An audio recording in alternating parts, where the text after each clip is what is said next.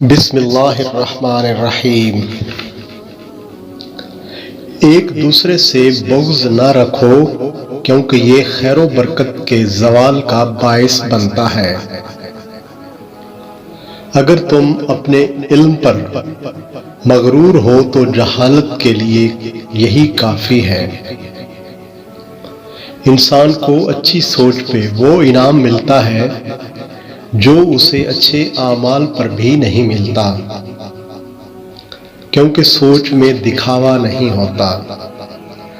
حسد نہ کرنے سے بدن تندرست رہتا ہے۔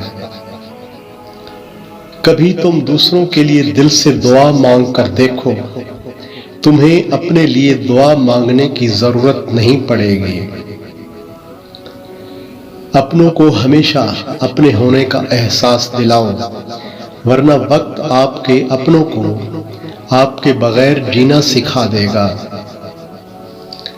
حق جہاں پر بھی ہو وہاں تک پہنچنے کے لیے شدید سختیوں میں بھی گھس جاؤ۔ غلط بات پر غصہ آ جانا شرافت کی نشانی ہے، لیکن اسی غصے کو پی جانا مومن کی نشانی ہے۔ لوگوں کے اخلاق کے مطابق ان سے میل جول رکھو اور اعمال میں ان سے علیحدہ رہو۔ مظلوم اور نمازی کی آہ سے ڈرو، کیونکہ آہ کسی کی بھی ہو عرش کو چیر کر اللہ کے پاس جاتی ہے۔